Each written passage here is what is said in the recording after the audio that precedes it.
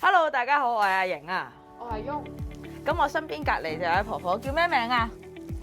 婆婆唔得咯。唉，咁我哋今日就會喺度一齊煮一道餸，叫咩啊？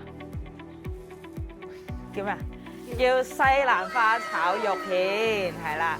我咧就係完全冇幫手煮過嘢食，或者自己煮過嘢食嘅。咁你咧？咁我都冇廚藝經驗嘅。咁婆婆咧？婆婆有冇試過煮餸俾人食啊？餐餐都煮啦。哦，餐餐都煮俾屋企人食係咪啊？係啊，咁我唔煮啲仔邊有得食啊？係啦，咁事不宜遲，我哋準備開始煮餸。咁喺煮餸之前咧，咁我哋就先介紹下啲材料先啦。係啦，係咁，材料有西蘭花啦、肉片啦、呢個生粉啦、生抽、糖啦、鹽、油啊、蒜頭啦。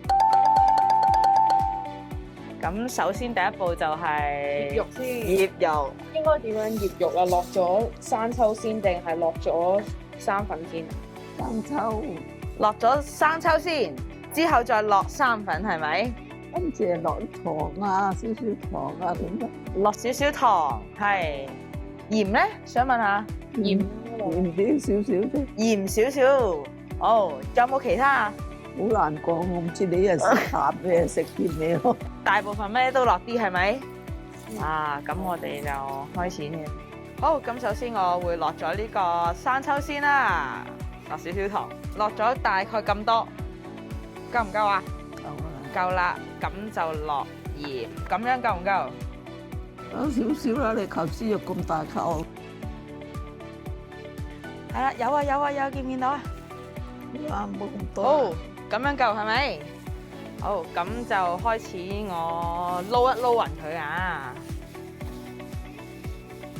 好，咁我哋準備就開始嚟炒餸啦。咁婆婆首先係咪我哋要熱咗開咗爐啦？我哋係咪要熱咗個鑊先啊？咁咪啦。啊，熱咗個鑊，我哋落係啦。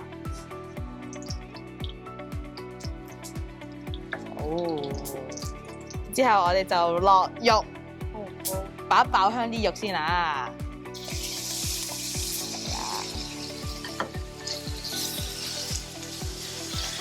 蒜頭啊，胡椒粉。落蒜頭、胡椒粉。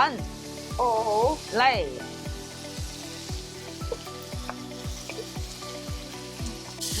好，繼續爆香佢。係，婆婆，我想問下呢啲西蘭花喺煮之前有冇咩需要留意㗎？我緊啲水淥一淥嘅咯。哦，啲菜要攞一淥熟佢，之後先放入去爆嘅。已經變晒色啦，我哋呢邊嗰啲肉。啊，睇嚟好似已經煮熟啦喎，咁我哋準備可以上碟。